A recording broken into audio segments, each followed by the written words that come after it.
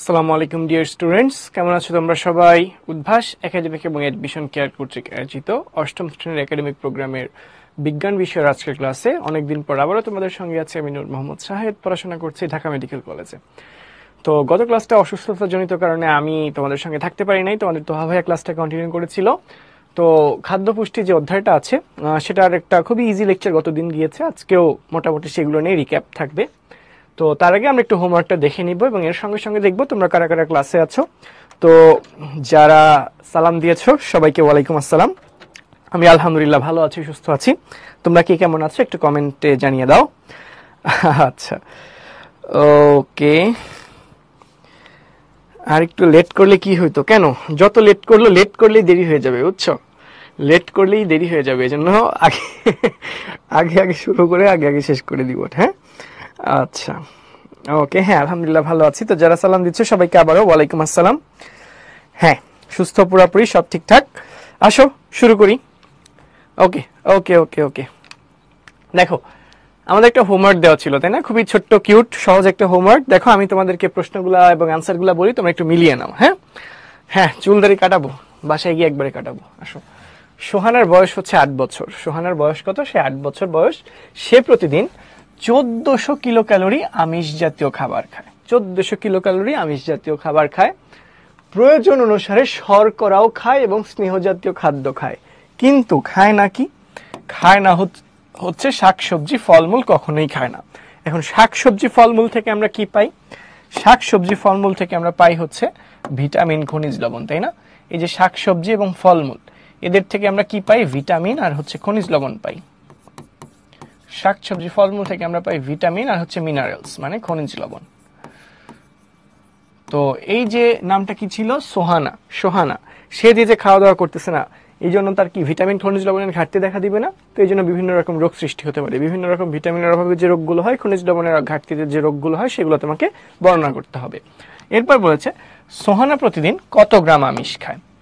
সোহানা প্রতিদিন কত গ্রাম আমিষ খায় আসো একটু জানার চেষ্টা করি। আমরা দেখেছি সে প্রতিদিন 1400 কিলো ক্যালোরির আমিষ জাতীয় খাবার খায়।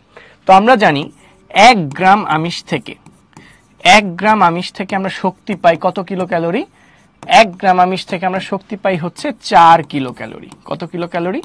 4 কিলো ক্যালোরি পাই, তাই না? 4 কিলো ক্যালোরি শক্তি পাই। আচ্ছা, 1 গ্রাম আমিষ থেকে আমরা 4 কিলো ক্যালোরি শক্তি পাই। তাহলে ঐকিক নিয়ম করি আসো, সেই ছোট্টবেলার ম্যাথ, যে 4 কিলো ক্যালোরি শক্তি পাই আমরা 1 গ্রাম আমিষ থেকে। ঠিক আছে, তাহলে 1 কিলো ক্যালোরি শক্তি পাই 1/4 গ্রাম আমিষ থেকে। তাহলে বলা যেতে পারে 1400 কিলো ক্যালোরি শক্তি পাবো কত গ্রাম আমিষ থেকে? 1/4 ইন্টু 1400 গ্রাম আমিষ থেকে। তাহলে হিসাব করলে কত হয়? আনসারটা একটু জানাও তো। হিসাব করলে যা হবে সেটাই উত্তর। আমি একটু ভাগ দিই। 1400 ডিভাইডেড বাই কত? 4। তাহলে হচ্ছে 3 4 12, 12 বাদ দিলে 2 চলে আসলো হচ্ছে 0। তাহলে কত? 4 5 হচ্ছে 20। ঠিক আছে, তো এই যে আবার একটা 0 রয়ে গেছে। তো যাই হোক, আমি আবার ম্যাথে অনেক কাঁচা। তো কারেক্ট আনসার কি হবে? 350, তাই না? 350। তাহলে আনসারটা কি হবে? 350 গ্রাম আমিষ থেকে। ওকে, তাহলে সে কত গ্রাম আমিষ খায় দৈনিক? 350 গ্রাম আমিষ খায়। ঠিক আছে, ওকে। হ্যাঁ, আমি ম্যাথে অনেক কাঁচা, ম্যাথে অনেক দুর্বল, বুঝছো? আমি যোগ বিয়োগ গুণ ভাগ ভুল করি অনেক। ওকে, ঠিক আছে। এটা যদি ক্লিয়ার হয়ে থাকে তাহলে আসো আজকে আমাদের আলোচনার টপিক কি? সেই তোমাদের গত দিনের যে পড়াশোনা ছিল খনিজ লবণ, এরপর কি ছিল? পানি ছিল। তো এগুলা নিয়েই পুনঃ আলোচনা, রিক্যাপ হবে। ঠিক আছে, রিক্যাপিচুলেশন হবে, পুনরাবৃত্তি থাকবে এবং কিছু নমুনা সৃজনশীল আমরা দেখব। আচ্ছা, ম্যাথ ক্লাস শেষ হওয়ার আগে আমি ক্লাস শুরু করে দিছি? না না না, আমি তো গল্প করলাম। এই যে এখন না আসল ক্লাসটা শুরু হবে। ঠিক আছে, ওকে। অভি, তোমার কোন মেসেজ দেখি নাই? ভাইয়া, আপনি যদি ম্যাথে দুর্বল তাহলে কিভাবে ডিএমসি তে চান্স পাইলেন? রিপ্লাই দেন। ডিএমসি তে চান্স পাইতে তো ম্যাথ লাগে না। ঠিক আছে, ডিএমসি তে চান্স পাইতে ম্যাথ লাগে না। K79 হচ্ছে ব্যাচের নাম্বার। ওকে, আসো। রাফেজ কি? রাফেজ কি দেখো বলেছে শস্যদানা, ফলমূল এবং শাকসবজির অপাচ্য অংশকে রাফেজ বলে। আমি তোমাদেরকে বলেছিলাম পাচন। পাচন মানে কি? পরিপাক। পাচন মানে কি? পরিপাক। ঠিক আছে, তাহলে অপাচ্য, যখন কথাটা বলেছে অপাচ্য, এটা দ্বারা বোঝাচ্ছে কি হবে না, পরিপাক হয় না, পরিপাকের অযোগ্য অংশ। ঠিক আছে, যারা পরিপাক হয় না তাদেরকেই বলা হয় অপাচ্য অংশ। এই যে বললো যে শস্যদানা ফলমূল সবজির অপাচ্য অংশকে রাফেজ বলে, অর্থাৎ শস্যদানা ফলমূল শাকসবজির যে অংশটা পরিপাক হয় না সেটাকে আমরা কি বলছি, রাফেজ বলছি। ঠিক আছে, রাফেজের আরেকটা নাম আছে, এই রাফেজের আরেকটা নাম আছে, কি নাম, খাদ্য আঁশ। রাফেজের আরেকটা নাম হচ্ছে কি, খাদ্য আঁশ। ঠিক আছে, এরপর একটু দেখো আরো কিছু কথা আমাদের একটু জানতে হবে।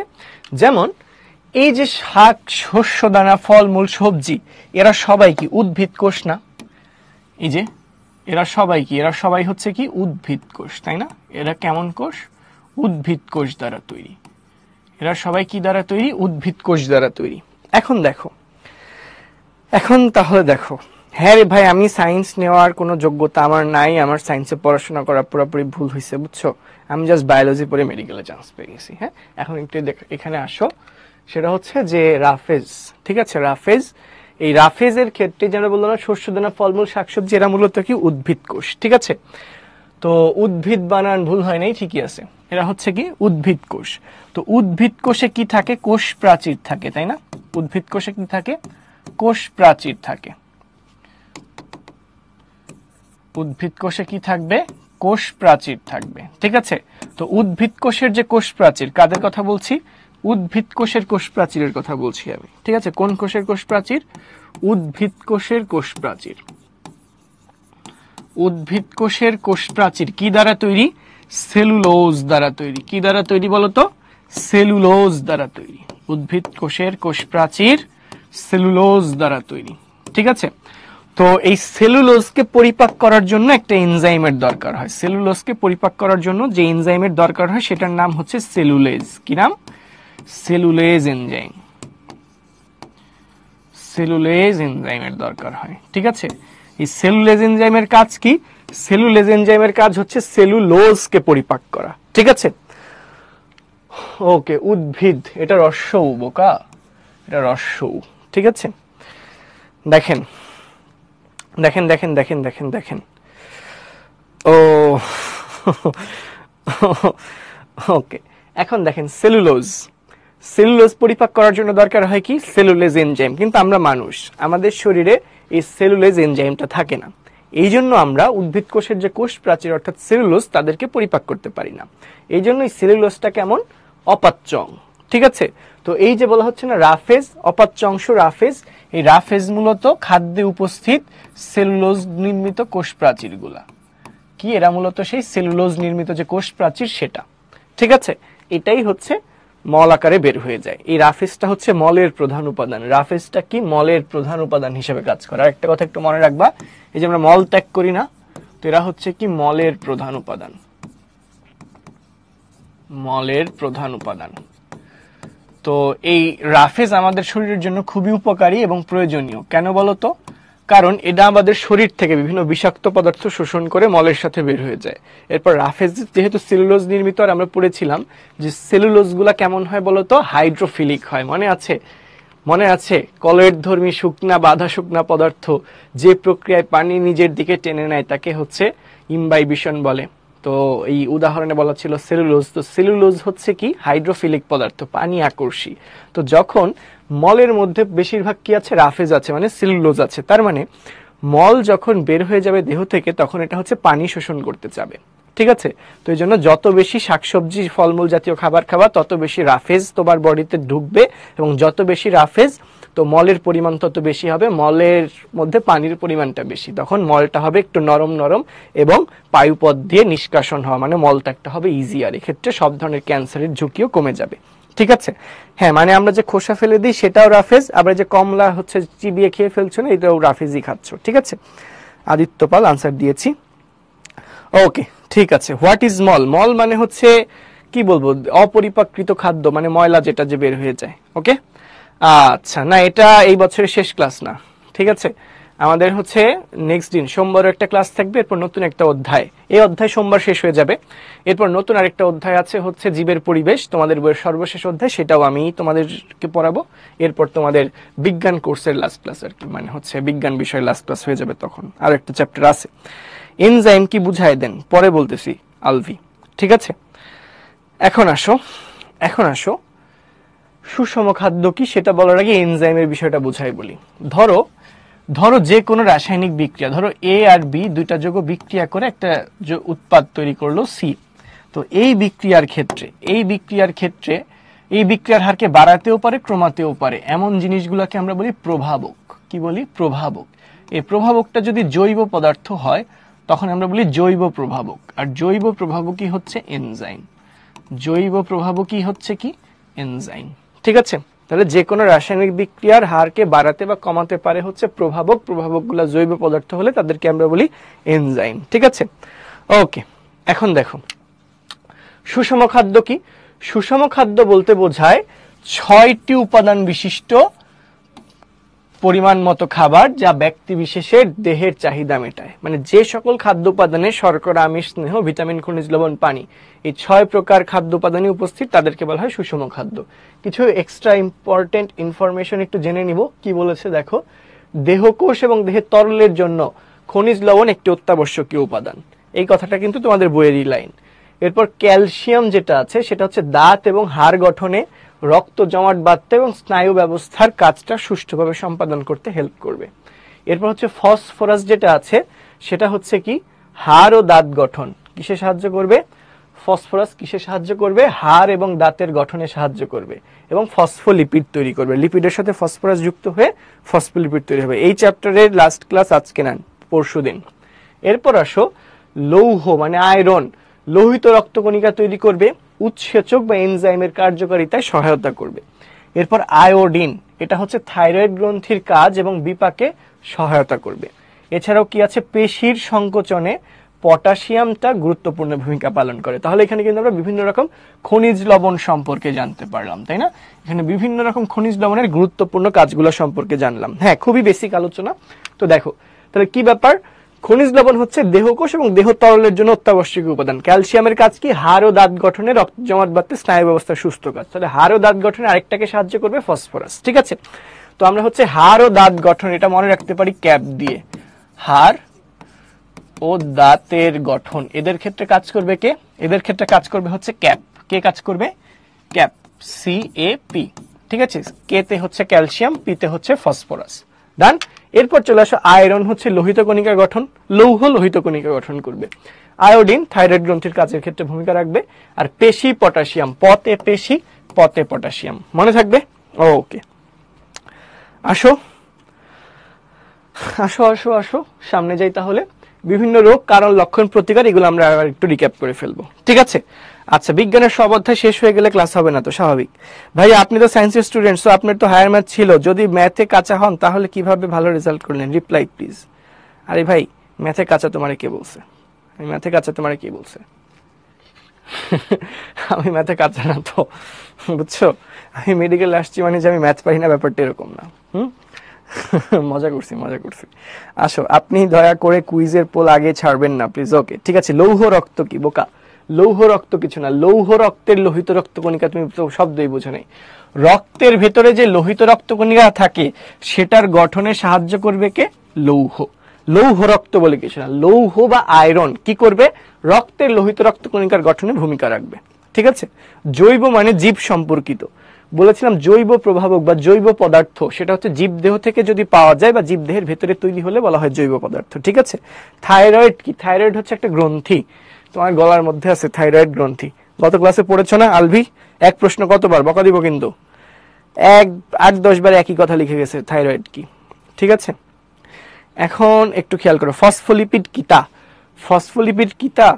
ফসফোলিপিড হচ্ছে ফসফরাস এবং লিপিড, মানে ফসফেট এবং লিপিডের সমন্বয়ে গঠিত যৌগকে বলা হয় ফসফোলিপিড।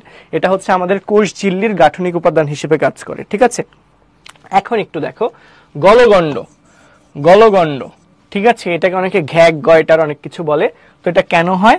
এটা আয়োডিনের অভাবে হয়। গলগণ্ডটা কেন হবে বলো তো বাবুরা? আয়োডিনের অভাবে হবে। ঠিক আছে, তো আয়োডিনের অভাবে গলগণ্ড যদি হয় তাহলে তুমি বুঝলা যে গলগণ্ড কেন হয়েছে, আয়োডিনের অভাবে হয়েছে। তাহলে এই অসুখ সারাবা কিভাবে প্রতিকার করার জন্য কি করা লাগবে, আয়োডিন জাতীয় খাবার খাওয়ানো লাগবে, আয়োডিন লবণ আছে এরকম খাবার খাওয়াইতে হবে। কি বলছে দেখো, রোগের প্রাথমিক অবস্থায় আয়োডিন যুক্ত লবণ খাওয়াইতে হবে। আয়োডিন কোথায় থাকে, সমুদ্রে থাকে, তো এই জন্য কি খাওয়ানো লাগবে, সামুদ্রিক মাছ খাওয়ানো লাগবে, সামুদ্রিক মাছের তেল খাওয়াইতে হবে। এছাড়াও সামুদ্রিক শৈবাল ইত্যাদি খাবার খাওয়ার অভ্যাস গড়ে তুলতে হবে। এছাড়াও ডাক্তারের পরামর্শ মতো সুচিকিৎসা। তাহলে দেখো, কারণ তুমি জানছো, সেই অনুযায়ী ট্রিটমেন্ট। দেখছো তুমি রোগের এটা হচ্ছে রোগ, রোগের কারণটা জানছো, ট্রিটমেন্ট দিয়ে দিছো, দেখো তুমি ডাক্তার হয়ে গেছো। এখন কিভাবে বুঝলা যে রোগটা হইছে, এই লক্ষণগুলো দেখে বুঝবা। ঠিক আছে, তো আসলে রোগী তোমার কাছে এসে কি বলবে, রোগী এসে বলবে যে আমার গলায় ফুলে গেছে, তো তুমি দেখবা যে থাইরয়েড গ্রন্থিটা কি হয়েছে, ফুলে গেছে। এবং রোগী বলবে কি তার শ্বাস নিতে কষ্ট হয়, তার মানে রোগী তোমার কাছে কি নিয়ে আসবে, গলাটা দেখবা ফুলে আছে এবং শ্বাস নিতে কষ্ট হবে রোগীর। এবং আরেকটা খুবই খুবই খুবই ইম্পর্টেন্ট ডায়াগনস্টিক ক্রাইটেরিয়া হচ্ছে রোগীর শ্বাস নিতে কষ্ট হবে। কি হবে, সরি, এই যে শ্বাস প্রশ্বাসের সময় একটা শব্দ হবে, রোগীর শ্বাস নেওয়ার সময় কি হবে, শব্দ হবে। ঠিক আছে, এইটা খুবই ইম্পর্টেন্ট একটা ফ্যাক্ট, এটা একটু মনে রাখবা। শ্বাস নেওয়ার সময় কি হবে, শব্দ হবে, এবং গলার আওয়াজটা ফ্যাসফেসে হয়ে যাবে, যেহেতু গলা ফুলে গেছে, বদ্ধ হয়ে যাচ্ছে, এবং গলায় অস্বস্তি বোধ হবে, মানে গলার মধ্যে বিশাল একটা গুটি, তাহলে তো গলায় অস্বস্তি বোধ হবেই। এখন তাহলে দেখো, গলা ফোলায় যেন খাবার গিলতেও কষ্ট হবে, এবং আক্রান্ত ব্যক্তি অবসাদ এবং দুর্বলতা বোধ করবে, মানে টায়ার্ড থাকবে। ঠিক আছে, হ্যাঁ লু বাবা, আমি সিলেট ব্রাঞ্চে এসেছি এই যে রিসেন্ট রোজার মধ্যেই, রোজা এই যে এই বছর যে রোজা না, রোজার দ্বিতীয় শুক্রবারে আমি সিলেট ব্রাঞ্চে গিয়েছিলাম সেকেন্ড টাইম মেডিকেল অ্যাডমিশন কোর্সের ওরিয়েন্টেশন নিতে। তো সেটা নেওয়ার পর আমি হচ্ছে কিছু রুমে দেখলাম পরীক্ষা হচ্ছে, কিছু বাচ্চা পরীক্ষা টরীক্ষা দিচ্ছে, তো ঘুরে ফিরে আসলাম। এই তো, হ্যাঁ তোমরা সবাই এখন ডক্টর, দেখেছো? তাহলে দেখো ব্যাপারটা কি দাঁড়াচ্ছে, গলগণ্ড রোগ। রোগটা কি, গলগণ্ড কেন হচ্ছে, আয়োডিনের অভাবে হচ্ছে। তাহলে কিভাবে রোগটা সারাবা হচ্ছে আয়োডিন জাতীয় লবণ খাওয়া। আয়োডিন লবণ কোত্থেকে পাওয়া যায়, সমুদ্র থেকে পাওয়া যায়, এই জন্য সামুদ্রিক মাছ, মাছের তেল, সামুদ্রিক শৈবাল খাওয়াইতে হবে, এছাড়াও ডাক্তারের পরামর্শ মানতে হবে। শেষ, ট্রিটমেন্ট শেষ। তো রোগীকে তুমি কেন ট্রিটমেন্ট দিলা, কিভাবে বুঝলা যে তার গলগণ্ড হয়েছে, লক্ষণগুলা দেখে। কি লক্ষণ, গলা ফোলা থাকবে, রোগীর শ্বাসকষ্ট হবে, ফ্যাসফেসে একটা সাউন্ড হবে, এরপর হচ্ছে রোগী খুব দুর্বল থাকবে, অবসাদগ্রস্ত থাকবে, এবং হচ্ছে আরো কি ব্যাপার থাকবে, তার হচ্ছে কথা বলার সময় গলার আওয়াজ ফ্যাসফেসে হয়ে যাবে। এই তো, না নোয়াখালী আসি নাই কখনো। ঠিক আছে, হ্যাঁ ওকে, তাহলে ফ্রিতে ডক্টর হয়ে গেলা। কিসের ডক্টর, গলগণ্ডের ডক্টর। ঠিক আছে, তো আসো সামনে যাই, আমরা আরেকটা জিনিসের ডক্টর হই, ক্রেটিনিজম। এটাও কেন হচ্ছে, আয়োডিনের অভাবেই হচ্ছে। ক্রেটিনিজমে মনে রাখবা, বাচ্চাদের গ্রোথ ঠিক মতো হবে না, বৃদ্ধি ঠিক মতো হবে না, বাচ্চাটা খাটো হয়ে যাবে এবং তার মানসিক বিকাশও বাধাগ্রস্ত হবে। তো দেখো লক্ষণে কি বলেছে, দেহের বর্ধনটা মন্থর হয়। মন্থর মানে কি, মন্থর মানে হচ্ছে ধীর, তো দেহের বৃদ্ধিটা কি হয়ে যাবে, ধীর হয়ে যাবে। ঠিক আছে, এবং ত্বকটা কি হয়ে যাবে, পুরু হয়ে যাবে, মুখমণ্ডলে চেহারার মধ্যে পরিবর্তন দেখা দিবে, ঠোঁট মোটা হবে, পুরু হবে, জিহ্বাটা বড় হয়ে আসবে, মানে হচ্ছে ড্রিবলিং হবে, জিহ্বা হচ্ছে ঝুলতে থাকবে, প্রোট্রুশন অফ টাং বলি আমরা, জিহ্বা মুখ থেকে বের হয়ে আসবে, এবং হচ্ছে মানসিক প্রতিবন্ধী হওয়ার সম্ভাবনা বেশি থাকে। তো এই লক্ষণগুলো প্রকাশ পাওয়াকেই আমরা বলছি কি, ক্রেটিনিজম। এই লক্ষণগুলো প্রকাশ পাওয়াকেই বলা হচ্ছে কি, ক্রেটিনিজম। ঠিক আছে, ওকে ভাইয়া, মাতুয়াইল কোনাপাড়া ব্রাঞ্চে এসেছেন? না ভাইয়া, নরিন কখনো যাই নাই ওই ব্রাঞ্চে, দিনাজপুরেও যাই নাই। আচ্ছা এখন শোনো, যেখানে ছিলাম, প্রতিকার কি, ওই আয়োডিনের অভাব। তার মানে কি, আয়োডিনের অভাবের মধ্যে কি হবে, বাচ্চাদেরকে প্রথমত ডাক্তারের পরামর্শ অনুযায়ী চিকিৎসা করাবে এবং আয়োডিন জাতীয় খাবার বেশি খাওয়াইতে হবে। তো যথাসময়ে চিকিৎসা করা হলেও শিশুদের দৈহিক অসুবিধাগুলো দূর হয় এবং স্বাভাবিক বৃদ্ধি ঠিক রাখা যায়। সহজ কথা। ওকে, হ্যাঁ সামুদ্রিক শৈবাল খাওয়া যায় না। আচ্ছা হ্যাঁ, রংপুর ব্রাঞ্চেও গিয়েছি। এখন দেখো, অ্যানিমিয়া বা রক্তশূন্যতা বা রক্তাল্পতা, কিসের কারণে অ্যানিমিয়া হবে, লৌহের কারণে, লৌহের অভাবের কারণে হবে। দেখো অ্যানিমিয়া হয় লোহিত রক্তকণিকা কমে গেলে। লোহিত রক্তকণিকা কমে গেলে কি হয়, অ্যানিমিয়া হয়। লোহিত রক্তকণিকা যখন কমে যায় তখন কি হবে, অ্যানিমিয়া হবে। তো লোহিত কথাটা কেন আসছে, কারণ দেখতে লাল। কেন দেখতে লাল, কারণ এর ভিতরে আছে আয়রন। কি আছে, আয়রন। আয়রন হচ্ছে যে আয়রন, যার বাংলা হচ্ছে লৌহ।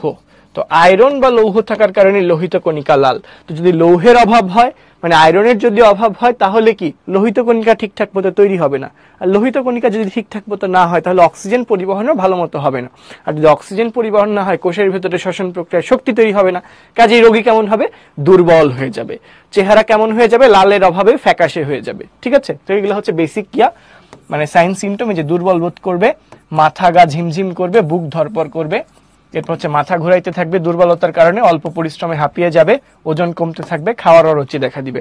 খুবই সহজ কথাবার্তা। হ্যাঁ, মানিকগঞ্জ আসছিলাম ফাতিমা। এখন দেখো প্রতিকার, লৌহ সমৃদ্ধ শাকসবজি, ফল, মাংস, ডিমের কুসুম, যকৃৎ, বৃক্ক এগুলা বেশি করে খাওয়াইতে হবে, ডাক্তারের পরামর্শে ওষুধ সেবন করতে হবে, এবং রোগ কঠিন আকার ধারণ করলে হৃৎপিণ্ডে রক্ত সঞ্চালন এবং হৃদস্পন্দন বন্ধ হয়ে মৃত্যু হওয়ার সম্ভাবনা থাকে, তাই রক্ত শূন্যতাকে অবহেলা করা যাবে না। থাইরয়েড গ্রন্থি তোমার গলায় অবস্থিত, সাফাইরা। ওকে ভাইয়া, কচু শাককে তো সবুজ, তাও এখানে লৌহ থাকে কেন? আরে ভাই, ওখানে তো লৌহ আয়ন হিসেবে থাকে, ঠিক আছে, ওই জন্য যে লাল হবে ব্যাপারটা এমন না, ঠিক আছে, লোহিত কণিকার ক্ষেত্রে লাল পাওয়া যাবে। ওকে, inspiring from you, from today I will quit everything subject, I will start to read physics, chemistry and maths so that I would get chance in BUET। হ্যাঁ হাবিব, তুমি হচ্ছে অল সাবজেক্টই পড়তে হবে, ঠিক আছে, কোনো কিছুই বাদ দেওয়া যাবে না, সব সাবজেক্টই পড়তে হবে। ওকে, আসো সামনে যাই। পানি, পানি নিয়ে কথাবার্তা। আমাদের দেহের 60 থেকে 70 ভাগই হচ্ছে কি পানি। পানি দেহে দ্রাবক রূপে কাজ করে এবং পানির জন্যই রক্তের সঞ্চালন, তাপ নিয়ন্ত্রণ ইত্যাদি সম্ভব হয়। পানি দেহ থেকে দূষিত পদার্থ বের করে দেয় কিভাবে? মূত্র আকারে, ঘাম আকারে। 1 লিটার পানি 50 গ্রাম চালের গুঁড়া এবং 1 চিমটি লবণ মিশিয়ে শস্য স্যালাইন তৈরি করা হয়, ঠিক আছে, শস্য স্যালাইন তৈরি করা হয়। তো এইটা দেখলাম আর ছোটবেলায়, আমি তখন হচ্ছে ক্লাস 6-এ অথবা 7-এ পড়তাম, ঠিক আছে, একটা গল্প মনে পড়ে যায়। তো এখানে হচ্ছে আমাদের স্কুলের যে ধর্ম স্যার, হ্যাঁ, ইসলাম ও নৈতিক শিক্ষার যে স্যার, ধর্ম স্যার, তো সেই ধর্ম স্যার হচ্ছে একদিন ক্লাস নিতে আসছে, বিজ্ঞান ক্লাস নিতে আসছে। তো প্রক্সি আর কি, মানে বিজ্ঞান যে স্যার, সেই স্যার কোনো একটা কাজে হচ্ছে ওই দিন ক্লাস নিতে পারতেছে না ওই মোমেন্টে, তো ক্লাসটা নিতে আসছে কি ধর্ম স্যার। তো বিজ্ঞান ক্লাসটা নিতে এসে সে হচ্ছে এই স্যালাইন টালাইন এইগুলো নিয়ে কথাবার্তা বলতেছে। তো এর মধ্যে স্যার একটা গল্প আমাদেরকে বলছে, বুঝছো? তো গল্পটা কি, ওই যে গ্রামে, যারা একটু গ্রামের দিকে থাকো, দেখা যায় না উপজেলা স্বাস্থ্য কমপ্লেক্স বা কমিউনিটি ক্লিনিক গুলা থেকে স্বাস্থ্যকর্মীরা বাড়িতে বাড়িতে আসে, এরপর হচ্ছে কিছু কর্মশালা করে, অনেকটা সেমিনারের মতো। হ্যাঁ, এই কর্মশালায় মানে গ্রামীণ মায়েদেরকে বা মহিলাদেরকে শেখানো হয় যে কিভাবে হচ্ছে বাচ্চার ডায়রিয়া হইলে বা আমাশয়, কলেরা, এই ধরনের পানিবাহিত রোগগুলা হইলে ট্রিটমেন্ট কিভাবে দিবে বা স্যালাইন কিভাবে খাওয়াইতে হবে না হবে। তো বলা হয় যে খাবার স্যালাইন খাওয়াইতে হবে, ডায়রিয়া, পাতলা পায়খানা এগুলা হইলে বাচ্চাকে বেশি বেশি খাবার স্যালাইন খাওয়াইতে হবে, ঠিক আছে। তো ওই যে তোমরা ওর স্যালাইন, টেস্টি স্যালাইন অনেক কিছু খাও না, তো এইভাবে স্যালাইন খাওয়াইতে হবে। তো কোনো কারণে যদি ধরো ইমার্জেন্সি সিচুয়েশন, হাতের কাছে স্যালাইন নাই বা হচ্ছে দোকান টোকান বন্ধ, স্যালাইন পাওয়া যাচ্ছে না, তাহলে স্যালাইন কিভাবে বানানো যেতে পারে, বাসায় কিভাবে স্যালাইন বানানো যায়? এই যে 1 লিটার পানির মধ্যে 50 গ্রাম চালের গুঁড়া এবং 1 চিমটি লবণ মিশিয়ে শস্য স্যালাইন হচ্ছে তৈরি করা যেতে পারে এবং এটা হচ্ছে বাচ্চাকে খাওয়ানো যাবে। তো স্বাস্থ্যকর্মীরা এইভাবে হচ্ছে বোঝাইছে সবাইকে। তো আমরা যেরকম ক্লাস শেষে কিছুক্ষণ পর পর তোমাদের জন্য কুইজ রাখি না, প্রশ্ন করি না, যাতে তোমরা বুঝেছো কিনা যাচাই করার জন্য। তো স্বাস্থ্যকর্মী এক মহিলাকে জিজ্ঞাসা করছে যে আচ্ছা তাহলে আপনি বলেন যে কিভাবে এটা বানাবেন। তো মহিলা হচ্ছে মনোযোগ দেয় নেই। তো স্বাস্থ্যকর্মী যে শিখাইছে যে কিভাবে আসলে এই স্যালাইন প্রস্তুত করতে হয়, সেটা হচ্ছে মানে মহিলা প্রথম দিকে একটু শুনছে যে পাতলা পায়খানা হইলে স্যালাইন খাওয়াইতে হয়, আর লাস্টের দিকে শুনছে হচ্ছে তোমার যে 1 লিটার পানি, 50 গ্রাম চালের গুঁড়া, 1 চিমটি লবণ। তো এত কিছু তার মনে নাই, সে বলছে যে 1 লিটার পাতলা পায়খানার মধ্যে 50 গ্রাম চালের গুঁড়ার 1 চিমটি লবণ দিয়ে ভালো করে গুলিয়ে বাচ্চাকে খাওয়াইতে হবে, ঠিক আছে। তো এই হচ্ছে ব্যাপারটা ছিল। তো তোমাদেরও অনেকের মাঝে মধ্যে দেখা যায় যে মনোযোগ দাও না, 2-1 ক্লাসের আগের প্রশ্ন হচ্ছে এই ক্লাসে চলে আসে, ঠিক আছে। তো এই জন্য একটু মনোযোগী থাকতে হবে সামনের দিকে। এখন আসো, যকৃৎ বৃক্ক কিভাবে খাবো? যকৃৎ বৃক্ক কিভাবে খাবো, কারটা খাবো? দেখো, গরু, ছাগল, হাঁস, মুরগি এদের যকৃৎ বৃক্ক খাবা, নিশ্চয়ই মানুষেরটা খাবা না, ঠিক আছে। এই যে বাসায় কলিজা রান্না করে না, সেই কলিজা আর কি, ঠিক আছে। ওকে, আসো সামনে যাই। সুষম খাদ্য তালিকা, আমরা সুষম খাদ্যের একটা সংজ্ঞা দিয়েছিলাম তোমাদেরকে। সেই সংজ্ঞায় বলা ছিল যে খাদ্য উপাদানগুলোর, যে খাদ্যে শর্করা, আমিষ, স্নেহ, ভিটামিন, খনিজ লবণ, পানি, অর্থাৎ 6 ধরনের খাদ্য উপাদানই সুষমভাবে উপস্থিত থাকবে বা নির্দিষ্ট অনুপাত মেনটেন করে উপস্থিত থাকবে তাদেরকে আমরা বলবো সুষম খাদ্য। তো দেখো এখানে সুষম খাদ্য তালিকা তৈরির ক্ষেত্রে কত পার্সেন্ট কোন ধরনের খাবার থাকতে হবে তার একটা হিসাব রাখতে হবে। দেখো কি বলেছে, দৈনিক ক্যালোরিতে 60 থেকে 70% থাকবে শর্করা, 10% থাকবে আমিষ, 30 থেকে 40% থাকবে কি স্নেহ জাতীয় পদার্থ। ঠিক আছে, এগুলো কতগুলো নিয়ম মেনে আসলে এটা তৈরি করতে হবে। তো দেখো এখানে একটা তালিকা দেওয়া আছে যে 25% হচ্ছে তুমি কি শর্করা রেখেছে, 25% হচ্ছে তোমার আমিষ রাখছে, 10% হচ্ছে তোমার এই যে ফলমূল রেখেছে, 40% হচ্ছে শাকসবজি মানে ভিটামিন খনিজ লবণ এগুলোর ব্যবস্থা করে রাখছে। তো এগুলো হচ্ছে একটু মাথায় রাখতে হবে। ঠিক আছে, ওকে। এখন একটু দেখো, ব্যক্তির বয়স চিন্তা করতে হবে, কাজ সে কেমন কাজ করে সেটা চিন্তা করতে হবে, শারীরিক অবস্থা কেমন, তার চাহিদা কতটুকু, বিষয়গুলো একটু লক্ষ্য করো। ব্যক্তির বয়স, সে কি শিশু না মাঝবয়সী নাকি হচ্ছে বয়স্ক, তার উপর ভিত্তি করে তার সুষম খাদ্য তালিকা বিভিন্ন রকম হতে পারে। কাজের ধরন, সে কি একটু অলস প্রকৃতির নাকি অনেক বেশি কাজ করতে হয়, নাকি হচ্ছে সে কম পরিশ্রম করে বা মাঝারি ধরনের পরিশ্রম করে, সেটা মাথায় রাখতে হবে। এরপর শারীরিক অবস্থা, সে সুস্থ নাকি অসুস্থ, সে যদি মেয়ে হয় তাহলে কি মানে গর্ভবতী মা নাকি হচ্ছে বাচ্চা ডেলিভারি মানে বাচ্চা প্রসব হয়ে গিয়েছে, বাচ্চাকে হচ্ছে দুধ খাওয়াতে হয় এরকম স্তনদানকারী মা, এরকম এটা চিন্তা করতে হবে। চাহিদা, তার ক্ষুধা বেশি কিনা, কোনো রোগের কারণে বা স্বাভাবিকভাবেই তার ক্ষুধা অনেক বেশি কিনা, তার ওবেসিটি বা হচ্ছে স্থূলতা আছে কিনা, এগুলো হচ্ছে একটু মাথায় রাখতে হবে। হ্যাঁ, আচ্ছা, ওকে। এখন সামনে যাই, একটা এমসিকিউ আপনাদের জন্য আছে যে শ্বাস প্রশ্বাসের সময় শব্দ হয় কোন রোগের ক্ষেত্রে। ঠিক আছে, একদম শুরুতে পড়িয়েছিলাম, শ্বাস প্রশ্বাসের সময় শব্দ হয় কোন রোগের ক্ষেত্রে, একটু কমেন্টে জানাও। ওকে ওকে ওকে ওকে ওকে ওকে, অনেক রকম আনসার পাওয়া যাচ্ছে, বাট ম্যাক্সিমামই সঠিক উত্তর দিতে পেরেছে। চমৎকার চমৎকার, বেশিরভাগ স্টুডেন্টই সঠিক উত্তর দিয়েছে, সেটা হচ্ছে গলগণ্ড রোগের ক্ষেত্রে। ঠিক আছে, ওকে, যেহেতু গলা ফুলে যাবে, শ্বাস নিতে কষ্ট হবে এবং সাউন্ড হবে। আসো একটা কুইজটা আগে ভালো করে সবাই দেখো, কুইজটা খুব মনোযোগ দিয়ে সুন্দর করে দেখো। ক্রেটিনিজম কোনটির অভাবে হয়? ফসফরাস, লৌহ, আয়োডিন, পটাশিয়াম। প্রশ্নটা ভালো করে দেখেছি সবাই? ক্রেটিনিজম কোনটির অভাবে হয়? তাহলে এখন আনসার করে ফেলো। ক্রেটিনিজম কোনটির অভাবে হয়? কুইজের আনসারটা করো। আমরা পোলটা লঞ্চ করে দিয়েছি, আনসারটা করে ফেলো।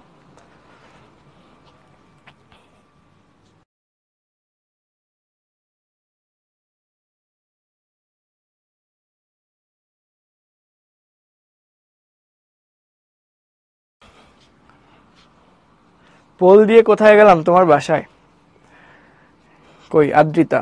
পোল দিয়ে তোমার বাসা থেকে ঘুরে আসলাম, তুমি ঠিকঠাক মতো আনসার করতেছো কিনা দেখার জন্য। ঠিক আছে, হ্যাঁ মারিয়া, তোমার কন্টেন্ট দেখা যায়, কমেন্ট দেখা যায়। ডেইরি মিল্ক সুষম খাদ্য না।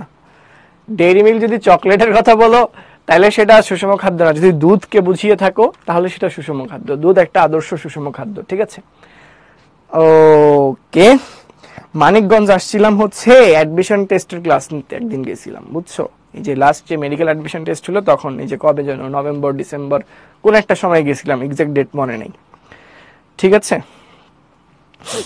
ওকে ওকে ওকে, লাস্ট 10 সেকেন্ড সময় দিচ্ছি, আনসার করেই ফেলো। কিছু পাপি ভুল করেই রাখছে।